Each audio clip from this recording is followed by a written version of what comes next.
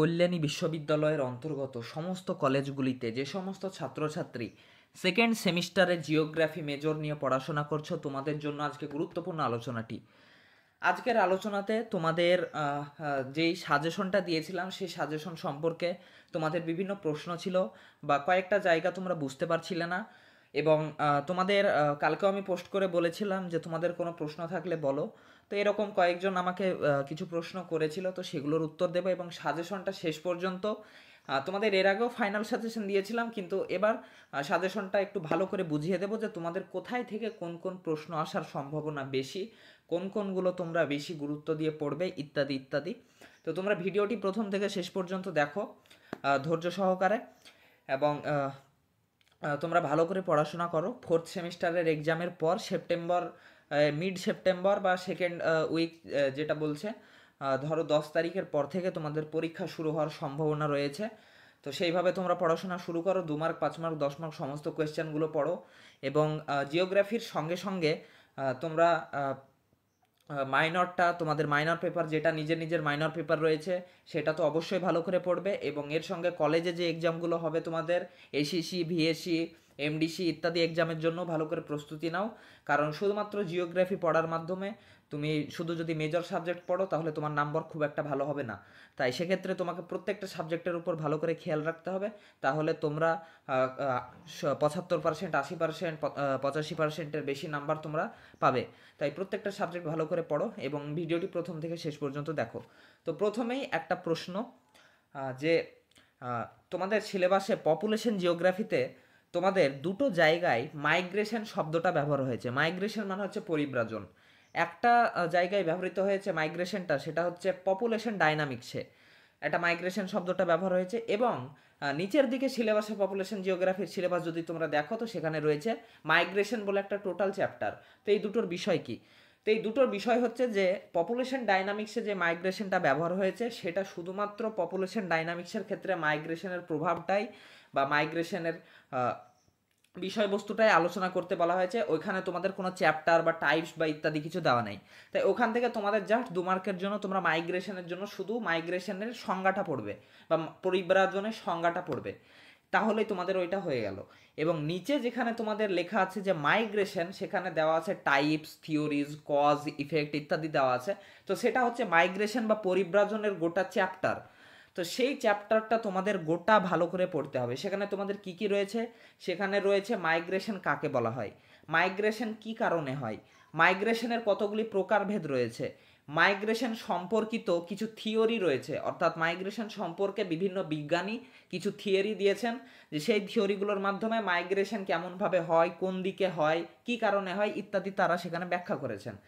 তো এটা হচ্ছে গোটা মাইগ্রেশন চ্যাপ্টার। এবং পপুলেশন ডাইনামিক্সে যেটা মাইগ্রেশন রয়েছে সেটা শুধুমাত্র সংজ্ঞামূলক তোমাদের পড়তে হবে, এইটুকুই জাস্ট।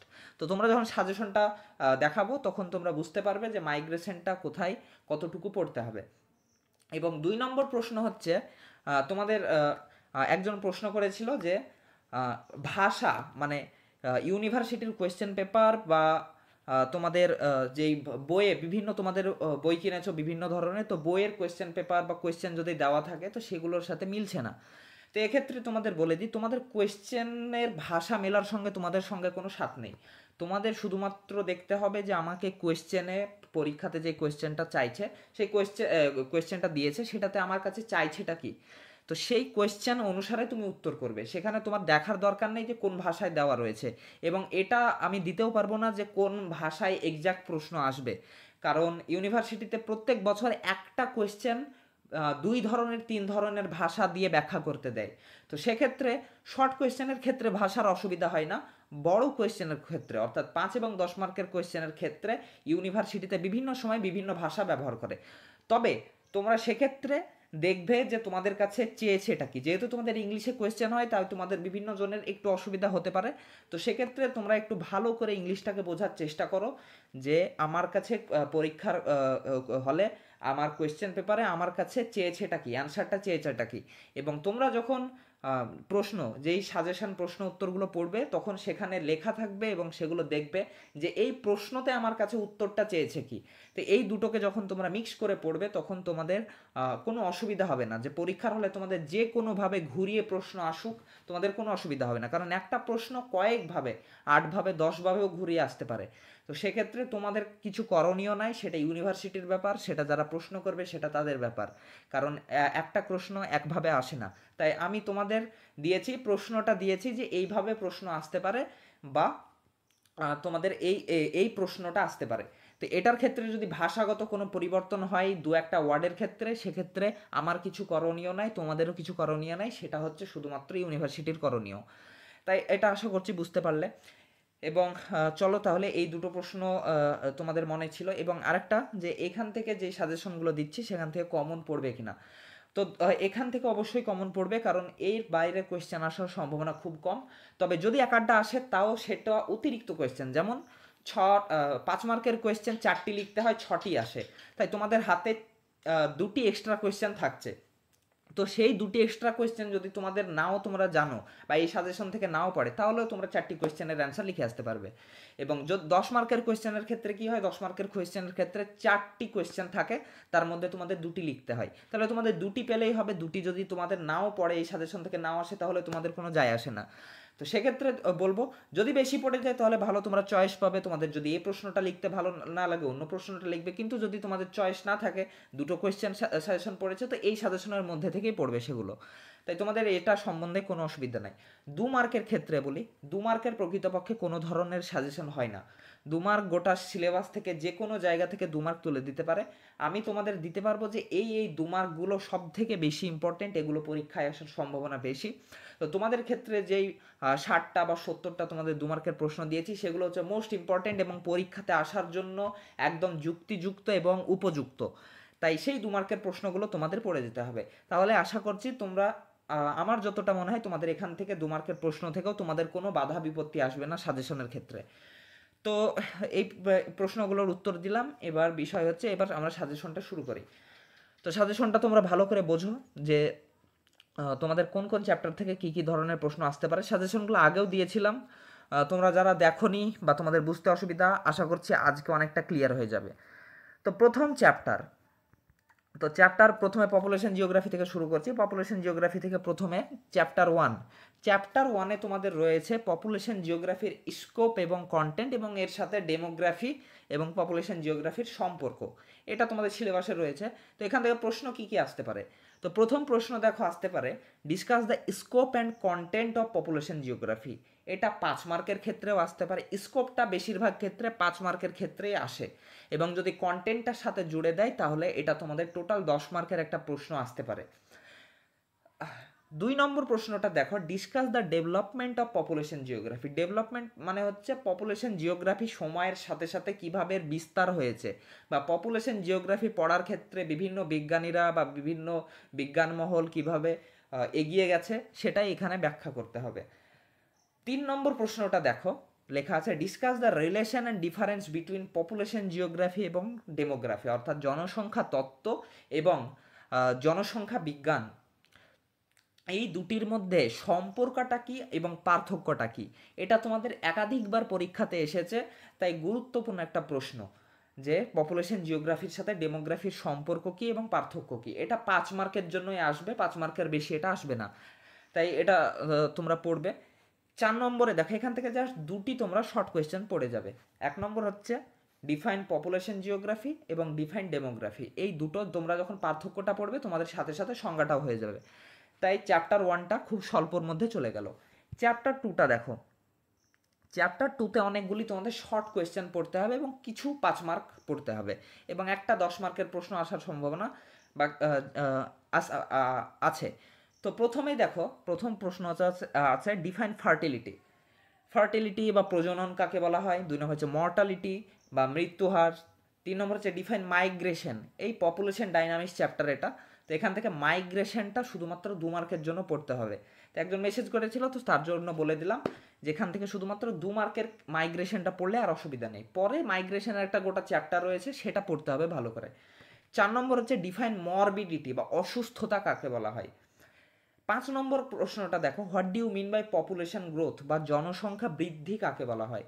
তো এগুলোর অনেকগুলো অ্যান্সার আমি তোমাদের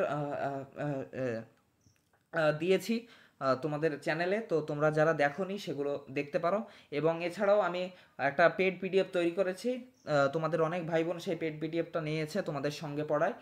তো তোমরাও নিতে পারো এবং পড়তে পারো, যদি তোমাদের মনে হয় তাহলে আমাকে মেসেজ করার মাধ্যমে তোমরা নিতে পারো। আমার ফোন নাম্বারটা হোয়াটসঅ্যাপে মেসেজ করবে, আমার ফোন নাম্বারটা তোমাদের আমি ডেসক্রিপশন বক্সে এবং ফার্স্ট কমেন্টে দিয়ে দেবো। 6 নম্বরটা দেখো, define birth rate and death rate, জন্মহার এবং মৃত্যু হারের সংজ্ঞা দাও। 7 নম্বর প্রশ্নটা দেখো, ডিফাইন জিরো পপুলেশন গ্রোথ, মানে হচ্ছে শূন্য জনসংখ্যা বৃদ্ধি কাকে বলা হয়। এটা ছোটকালেই পড়েছো, শূন্য জনসংখ্যা বৃদ্ধি কাকে বলা হয়। 8 নম্বর প্রশ্নটা দেখো, ডিফাইন পপুলেশন এক্সপ্লোশন বা জনসংখ্যা বিস্ফোরণ কাকে বলা হয়। জনসংখ্যা বিস্ফোরণের সংজ্ঞা একটাই, যে যখন কোনো দেশে সম্পদের তুলনায় জনসংখ্যা বেড়ে যায় তখন সেই অবস্থাকে বলা হয় পপুলেশন এক্সপ্লোশন বা জনবিস্ফোরণ। জনবিস্ফোরণ ভারতেও ঘটেছে, চায়নাতেও ঘটেছে, বাংলাদেশেও ঘটেছে, পাকিস্তানেও ঘটেছে। তাই এটা একটা গুরুত্বপূর্ণ, তোমরা যদি এক্সাম্পল হিসাবে দিতে চাও তাহলে এইসব কান্ট্রিগুলির নাম তোমরা দিতে পারো। 9 নম্বর প্রশ্ন হচ্ছে, ডিফাইন পপুলেশন ডেনসিটি বা জনঘনত্ব কাকে বলা হয়। এটাও তোমরা ছোটকাল থেকে পড়ে এসেছো। 10 নম্বর হচ্ছে, discuss the factors or determinants of fertility, মানে ফার্টিলিটি বা প্রজননের যেই নিয়ন্ত্রকগুলি রয়েছে সেই নিয়ন্ত্রকগুলি 5 মার্কের বা 10 মার্কের জন্য আসতে পারে। আসার সম্ভাবনা কম হলেও তোমরা এই প্রশ্নটি ছেড়ে যাবে না, তোমরা এই প্রশ্নটি দেখে যাবে, এই প্রশ্নটির উত্তর চ্যানেলে দেওয়া রয়েছে। 11 নম্বর হচ্ছে, discuss the different measures of fertility, ফার্টিলিটির ক্ষেত্রে যে মেজার্স বা যে মেজারমেন্টগুলি রয়েছে সেগুলো তোমাদের পড়তে হবে। এই এই এই তোমাদের যদি বলে দেয় discuss the different measures of fertility, এটা একটা 5 মার্কের জন্য আসতে পারে। অথবা দিয়ে দেখো লেখা আছে CBR, age specific fertility rate, total fertility rate, এই তিনটে তোমাদের 2 মার্কের জন্য আসতে পারে। তো যখন তোমরা যে মেজার্সগুলি পড়বে তখন এইগুলো তোমাদের হয়ে যাবে। 12 নম্বর প্রশ্ন হচ্ছে, discuss the determinants and measures of mortality, অর্থাৎ মর্টালিটি নিয়ন্ত্রক কি এবং এর মেজারমেন্টগুলি কি। 5 মার্কের জন্য আসতে পারে এবং এখান থেকে একইভাবে তোমাদের 2 মার্কের প্রশ্ন এসে থাকে, CDR, age specific death rate, infant mortality rate, life expectancy, cause specific death rate ইত্যাদিগুলো 2 মার্কের জন্য আসে। 12 নম্বর প্রশ্ন হচ্ছে, ডিস্টিংগুইশ বিটুইন মর্টালিটি এবং মরবিডিটি, 2 মার্কের জন্য গুরুত্বপূর্ণ একটা প্রশ্ন, তবে তোমরা চেষ্টা করবে এটা 2-3টে পয়েন্ট আরও বেশি পড়ে যাওয়ার, কারণ 5 মার্কের জন্য যদি চলে আসে, যদি মনে করে ইউনিভার্সিটি দেওয়া উচিত, যদি চলে আসে তাহলে তোমরা যেন লিখতে পারো, তাই 2-3টা পয়েন্ট একটু বেশি করে পড়ে যাবে তাহলে হলো। 13 নম্বর প্রশ্ন হচ্ছে, discuss the determinants of world population growth, গুরুত্বপূর্ণ একটা প্রশ্ন এটা 10 মার্কের জন্য আসার ক্ষেত্রে, অর্থাৎ পৃথিবীতে জনসংখ্যা বৃদ্ধির যে ডিটারমিনেন্টস বা নিয়ন্ত্রকগুলি রয়েছে সেই নিয়ন্ত্রকগুলি সম্বন্ধে আলোচনা করতে হবে। বিভিন্ন নিয়ন্ত্রক রয়েছে, ইকোনমিক্যাল রিজন রয়েছে, তারপরে জিওগ্রাফিক্যাল রিজন রয়েছে, ক্লাইমেটিক রিজন রয়েছে, ইত্যাদিগুলো তোমরা পড়ে যাবে। 14 নম্বর হচ্ছে, highlight the factors of morbidity, factors of morbidity এর আগে তোমাদের পরীক্ষাতে একবার পড়েছিল, তাই এটা গুরুত্বপূর্ণ একটা প্রশ্ন প্রিভিয়াস ইয়ারের প্রশ্নের ক্ষেত্রে। এবার চ্যাপ্টার 3 থেকে তোমাদের বেশিরভাগই হচ্ছে 2 মার্কের প্রশ্ন এবং একটি মাত্র 10 মার্কের প্রশ্ন আছে, এটা পড়লেই তোমাদের হয়ে যাবে।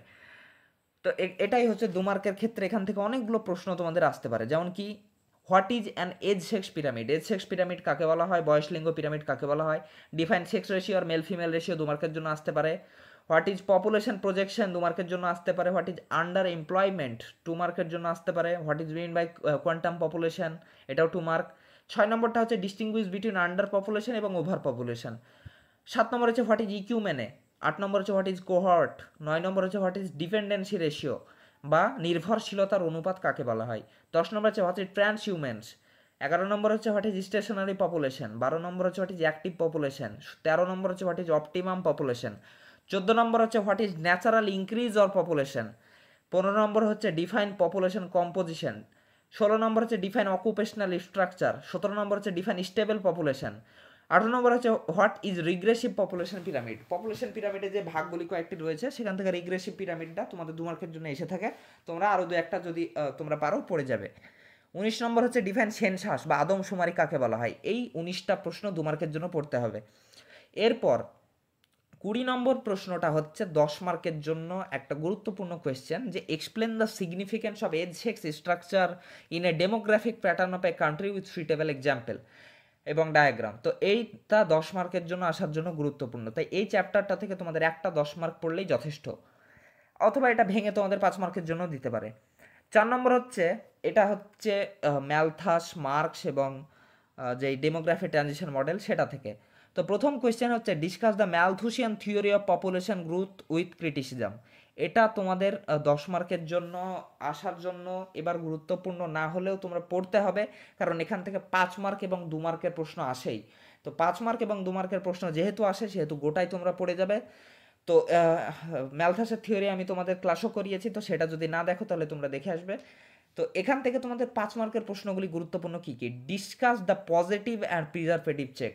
পজিটিভ এবং প্রিজারভেটিভ চেক কাকে বলা হয়। 2 নম্বর হচ্ছে distinguish between positive and preservative check, 5 নম্বরের জন্য আসতে পারে অথবা 2 নম্বরের জন্য, অথবা দিয়ে দিতে পারে পজিটিভ চেক 2 নম্বরের জন্য, প্রিজারভেটিভ চেক 2 নম্বরের জন্য। প্রিজারভেটিভ চেকটাকে আবার বলে দিতে পারে নেগেটিভ চেক হিসাবে। তো এটা তোমাদের 2 মার্কের জন্য পরীক্ষাতে এসে থাকে। এই ম্যালথুসিয়ান থিওরিতে আর একটা কোয়েশ্চেন আসে, সেটা হচ্ছে state about the geometric and arithmetic growth of population and food supply as proposed by Malthus. তোমাদের আমি ক্লাসে এই কোয়েশ্চেনের অ্যান্সারটা বুঝিয়ে দিয়েছিলাম যে জিওমেট্রিক এবং arithmetic growth of population and food supply বলতে কি বোঝানো হয়েছে। তো এটা তোমরা যদি ক্লাসটা করো তাহলে বুঝে যাবে। 2 নম্বর কোয়েশ্চেনটা দেখো, মার্কসিয়ান থিওরি। এবার তোমাদের জন্য খুব গুরুত্বপূর্ণ একটা প্রশ্ন হচ্ছে মার্কসের থিওরি। মার্কসের থিওরি তোমরা ক্রিটিক্যালি অর্থাৎ সমালোচনামূলক আলোচনা করে যাবে এবং ডাইরেক্ট থিওরিও তোমাদের দিতে পারে। তো এটাতে 10 মার্কের জন্য তো এটা পড়ে যেতে হবে, কিন্তু এখান থেকে 5 মার্কের একটা প্রশ্ন আছে, discuss the concept of surplus population, অথবা তোমাদের দিতে পারে সারপ্লাস পপুলেশনের 3টি ভাগ রয়েছে, latent surplus population, floating surplus population এবং স্ট্যাগার্ড সারপ্লাস পপুলেশন। এই 3টে তোমাদের 2 মার্কের জন্য আলাদা আলাদাভাবে শর্ট কোয়েশ্চেনে আসতে পারে। তো আশা করছি মার্শিয়ান থিওরি বুঝতে পেরেছো। মার্শিয়ান থিওরি আমি চেষ্টা করছি তোমাদের এই মার্শিয়ান থিওরিটা একবার বুঝিয়ে দেওয়ার ভালো করে। 3 নম্বর হচ্ছে explain the different stages of demographic transition model with criticism. Demography transition model তোমাদের পরীক্ষাতে আসার জন্য খুব গুরুত্বপূর্ণ। 4 নম্বর আর একটা কথা, ডেমোগ্রাফি ট্রানজিশন মডেল 10 মার্কের জন্য আসার জন্য তো গুরুত্বপূর্ণই, প্লাস ডেমোগ্রাফি ট্রানজিশন মডেলের যে 3টি ফেজ রয়েছে সেই ফেজ থেকে যে কোনো একটি ফেজ 5 মার্কের জন্য দিতে পারে, অথবা এটা ক্রিটিক্যালি অর্থাৎ সমালোচনামূলক আলোচনা করতে দিতে পারে 10 মার্কের জন্য। তাই গুরুত্বপূর্ণ প্রশ্ন, অবশ্যই পড়বে ভালো করে। 4 নম্বর হচ্ছে distinguish between ম্যালথুসিয়ান and Marxian theory of population growth. এটাও তোমাদের পরীক্ষাতে একাধিকবার এসেছে যে মার্কস এবং ম্যালথুসের থিওরির মধ্যে পার্থক্য করো 10 মার্কের জন্য। 5 নম্বর হচ্ছে ডিস্টিংগুইশ বিটুইন থমসন অ্যান্ড নটস্টাইন। এক্ষেত্রে থমসনটা এর আগের বছর পড়ে গেছিল, তাই থমসনটা আসার সম্ভাবনা নেই বললেই চলে। তবে থমসন এবং নটস্টাইনের পার্থক্য চলে আসতে পারে, এবং এছাড়া আসতে পারে নটস্টাইনের থিওরিটা 6 মার্কের জন্য, এই 5 মার্কের জন্য আসতে পারে। 7 নম্বর প্রশ্নটা দেখো, describe the process of demography transition with reference to Indian population growth. অর্থাৎ ডেমোগ্রাফি ট্রানজিশন মডেল অনুসারে তোমাদের ভারতের পপুলেশন গ্রোথকে আলোচনা করতে হবে। এটা তোমাদের 5 মার্কের জন্য এসে থাকে। চ্যাপ্টার 5 হচ্ছে মাইগ্রেশনের চ্যাপ্টার। এই মাইগ্রেশনের চ্যাপ্টার থেকে তোমাদের মাইগ্রেশনের টোটাল গোটা সব কিছু এসে থাকে। তো এখান থেকে তোমাদের কি কি প্রশ্ন আসতে পারে, প্রথমেই বললাম তোমাদের মাইগ্রেশন থেকে, মাইগ্রেশন কাকে বলে, এটা 2 মার্কের জন্য আসতে পারে। অথবা এখানে 1 নম্বর প্রশ্নটা দেখো লেখা আছে, discuss the different types of migration. অর্থাৎ মাইগ্রেশনের যে প্রকারভেদগুলি রয়েছে সেই প্রকারভেদগুলি তোমাদের 10 মার্কের জন্য এবং 5 মার্কের জন্য আসতে পারে। অথবা দিতে পারে discuss the types of internal migration. Internal মাইগ্রেশনের যে 4টি টাইপ রয়েছে, rural to urban, urban to rural, urban to urban, rural to rural, এই 4টি ভাগ তোমাদের 5 মার্কের জন্য আসতে পারে। অথবা এখান থেকে আসতে পারে discuss the cause and impact of international migration. International migration মানে হচ্ছে বৈদেশিক পরিব্রাজন, অর্থাৎ আন্তর্জাতিক পরিব্রাজনের কারণ এবং ফলাফল আলোচনা করো। 2 নম্বর প্রশ্নটা দেখো, distinguish between push and pool factor. এই প্রশ্নগুলো পড়ার পরই বাদবাকি তোমাদের সবগুলোই হচ্ছে প্রায় 2 মার্ক এবং 5 মার্ক। তো এখান থেকে 2 মার্কের জন্য আসতে পারে distinguish between push and pool factor. Push এবং পুল ফ্যাক্টর 5 মার্কের জন্য আসতে পারে, 2 মার্কের জন্য আসতে পারে। অথবা বলে দিল যে পুশ এবং ফুল ফ্যাক্টরগুলি আলোচনা করো, 5 মার্কের জন্য আসতে পারে। 3 নম্বর কোয়েশ্চেনটা হচ্ছে distinguish between immigration and emigration. গুরুত্বপূর্ণ একটা প্রশ্ন। ইমিগ্রেশন এবং এমিগ্রেশনের সংজ্ঞাও আসে, পার্থক্যও আসে 2 মার্কের এবং 5 মার্কের জন্য।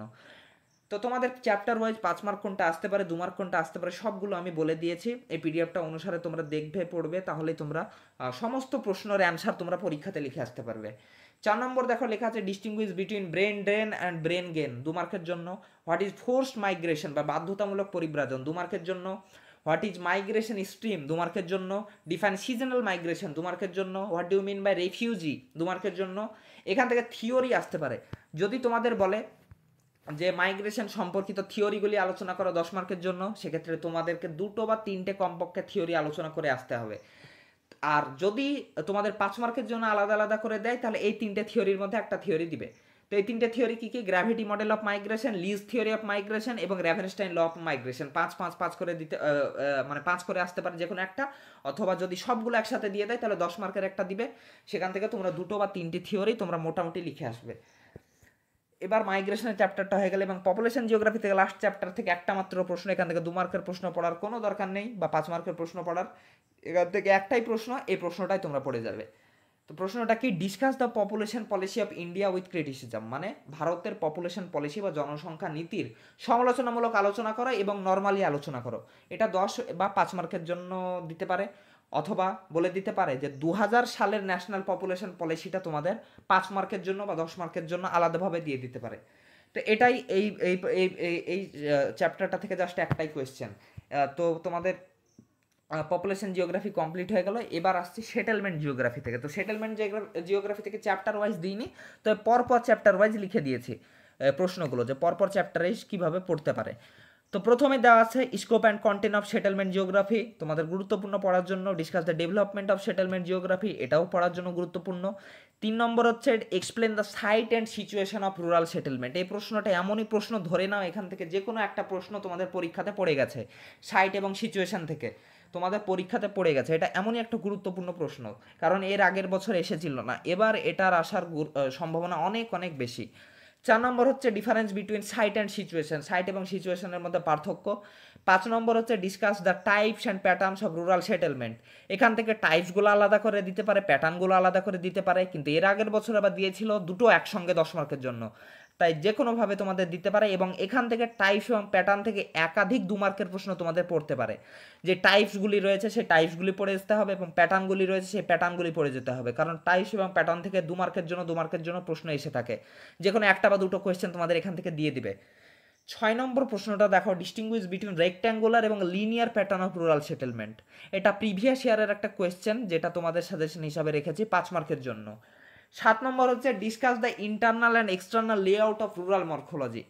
ইন্টারনাল এবং external layout of rural morphology, এবং অভ্যন্তরীণ বা বাহ্যিক বিন্যাস বলতে কি বোঝো, এবং এটা সম্বন্ধে আলোচনা করো। তো এটা তোমাদের 5 মার্কের জন্য আসতে পারে, 10 মার্কের জন্য আসতে পারে, ঠিক নেই। 2 মার্কের জন্য এটা থেকে এসে থাকে যে ইন্টারনাল এবং এক্সটার্নাল লেআউট কাকে বলা হয়। 8 নম্বর প্রশ্নটা দেখো, discuss the functional classification of rural settlement, অর্থাৎ রুরাল সেটেলমেন্টের কার্যভিত্তিক মানে শ্রেণীবিভাগটা আলোচনা করতে দিতে পারে। যে গ্রামীণ বসতির যে কার্যভিত্তিক শ্রেণীবিভাগ রয়েছে, বই খুললেই তোমরা পেয়ে যাবে একাধিক শ্রেণীবিভাগ রয়েছে। তো সেই শ্রেণীবিভাগগুলো তোমরা 10 মার্কের জন্য পড়বে, এবং এর সঙ্গে তোমাদের প্রত্যেকটা শ্রেণীবিভাগ বা প্রত্যেকটা প্রকার তোমাদের 2 মার্কের জন্য আসতে পারে। যে বলে দিল যে শিকারি গ্রাম কাকে বলা হয়, শিকারি গ্রাম, বা বলে দিতে পারে যে তোমাদের এছাড়াও আসতে পারে পর্যটন গ্রাম বা ট্যুরিস্ট ভিলেজ কাকে বলা হয়। তো এটাও তোমাদের 2 মার্কের জন্য আসতে পারে। তো এইভাবে তোমাদের এখান থেকে 2 মার্কের জন্য আসতে পারে। 9 নম্বর প্রশ্নটা দেখো, write the census definition of rural settlement. খুব গুরুত্বপূর্ণ একটা কোয়েশ্চেন, যে আরবান সেটেলমেন্ট, রুরাল সেটেলমেন্ট না, সরি, আরবান সেটেলমেন্টের যে আরবান বা নগর বসতির সেন্সাস ডেফিনেশনটা আলোচনা করতে দিতে পারে।